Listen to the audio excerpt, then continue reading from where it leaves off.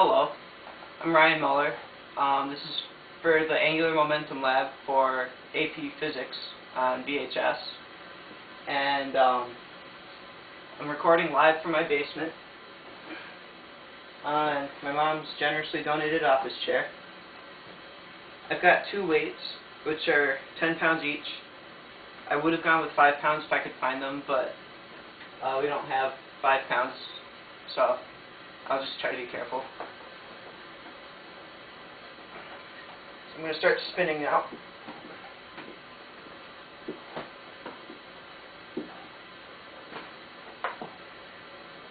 But I think I'm already going to go.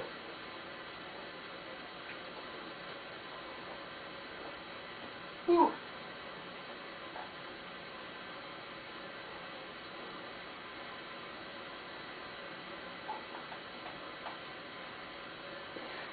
It's pretty cool. Now let's go the other way.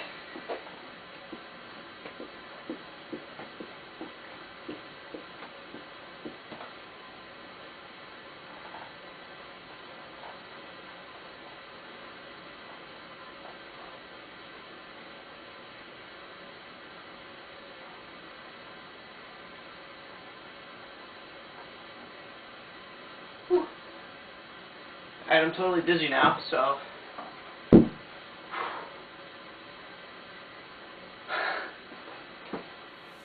Holy go. What's she? Oh, she's easier to spin. This is good. Okay, pull him in. Put him out, put him out. Okay, if you want to, pull it in again. Is that why a sailboat goes faster when you pull in the sail? Actually, go faster. It actually goes faster when it goes out because the wind's pushing the sails through it all the time. Spin them fast. I don't care. Spin me fast.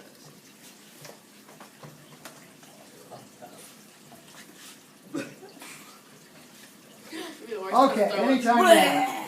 Just rocking back and forth.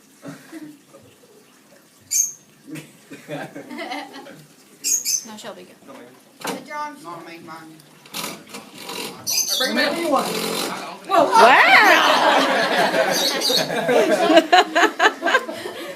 Did you say something? By the way, if not as okay, pull him in. Pull him out again. Probably let go.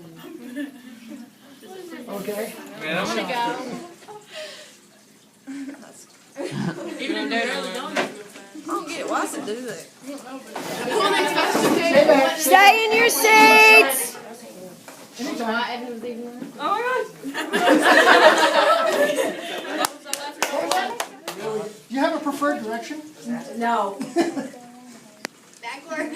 Looking good. Take that back out of the way. Woo! I took that back out. Not to be mean or anything, but it would have been funny for you to fail.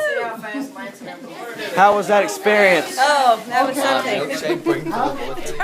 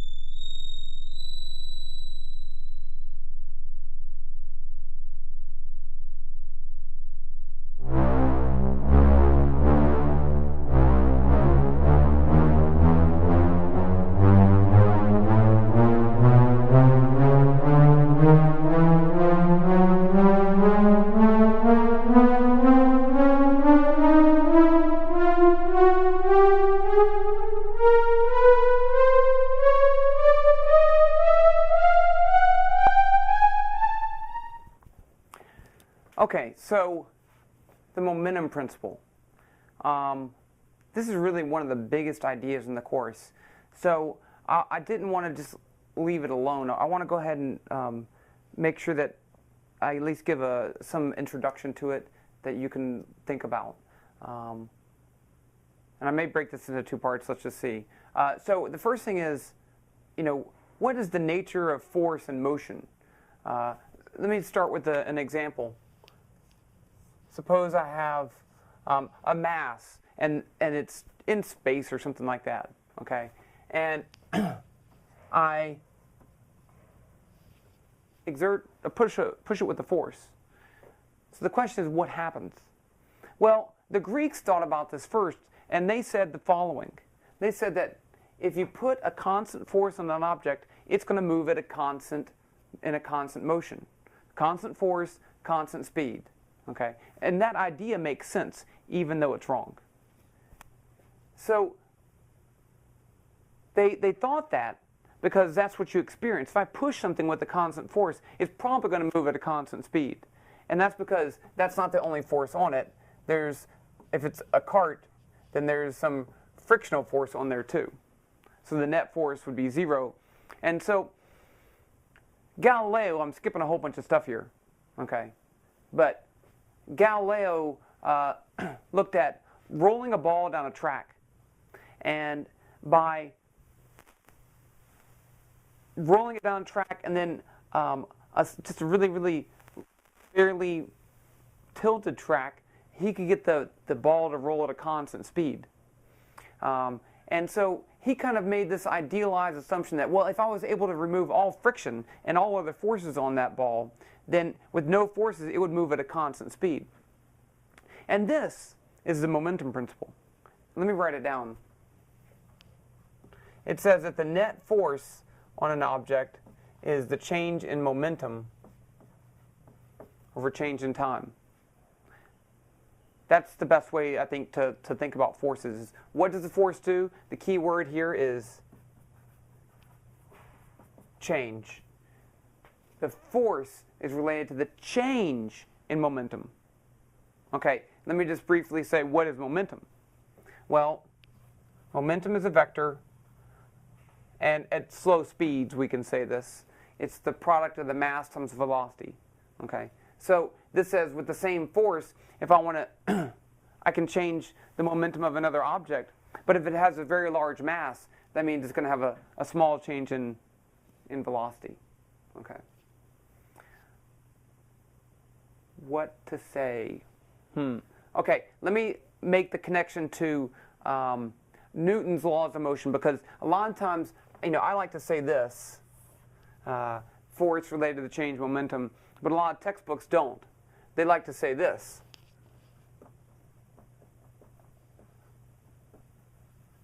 F net is mass times acceleration. It's essentially the same thing, okay? Because if I have an object in which the mass doesn't change, then I can say this is the change in mass times velocity over the change in time. That's equal to the mass times the change in velocity over the change in time. And if the velocity is changing at a constant rate, then this is the acceleration. Okay, so, and sometimes we use it that way. So these two things are saying the same thing, essentially. Okay, the other important thing is F net. What does that mean? That means that we have to add up all the forces acting on the object. Okay, so the total force is related to the change in momentum over change in time. Okay, trying to think of what other important thing I need to say about this. I know it's very important, and I was going to talk about the Greek some more, but I think this is the key thing. I mean, this deals with a lot of the stuff that we've been using so far, because we've been adding vectors, we've been free body diagrams, momentum, don't worry about that too much right now, other than it is mass times velocity. If we use it this way, we can find the acceleration, and then we can use our kinematics that we've done before in 2 dimensions. So, okay, I'll just stop there. Rotational energy is completely analogous to translational energy, except of course we're talking about a rotating body. So let's keep things simple and let's confine our discussion to an orbiting body. So let's imagine we have an orbit around an origin, and we have some mass here. The orbit has some radius r, and the mass has some velocity v. Now, the linear momentum of this mass is, of course, the mass times the velocity, just as we had before. But in the case of an orbiting body, we define what's called the angular momentum.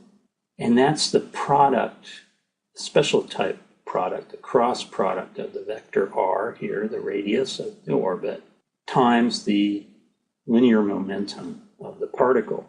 Now, this cross product is kind of a funny product. What it means is if you take your right hand and put the fingers in the direction of r, and then fold your fingers into the direction of v, your thumb will be pointed in the direction of the angular momentum. So, of course, in this case, it'll be pointed up out of the plane of the orbit. In terms of scalar quantities, that means that the product L, or angular momentum here, is really just r times p, where p is the linear momentum, or the angular momentum is r times mv. We also define in the rotational energy what's called an angular velocity. That's just in terms of radians per second. That's pretty easy to derive. That's just the velocity divided by the radius. So that's the angular velocity. That means, of course, if substituting this into this expression, you have that L is just r times m, that's this, times r times v, omega. Or that you have the angular momentum is just m r squared omega. And now you can see a pretty close analogy. Angular momentum looks like some factor that's here times velocity, or we call this combination is the moment of inertia. So this one's angular velocity, moment of inertia. So you have that the angular momentum is just this thing that looks like a rotating mass times the angular velocity. You see, it's completely analogous to this expression here. Now, if you go back to the concept of energy, you'd say, just at first glance, that the kinetic energy of this body is 1/2 mv squared. But in terms of moment of inertia and angular momentum, or in terms of moment of inertia and angular velocity, you have to make some substitutions here. So you'd say that the kinetic energy is 1/2 times m, but v, looking up at this expression, is just r omega. I have to square that. So if you look at that, you see you have 1/2 mr squared omega squared, but mr squared is just the moment of inertia. So you have that the kinetic energy of the orbiting body is just 1/2 I omega squared. So it looks very similar to this expression over here, but now we have it in terms of a rotating body. So the equations that are important from this discussion are these three, and also this concept of angular momentum is very important, as we'll learn.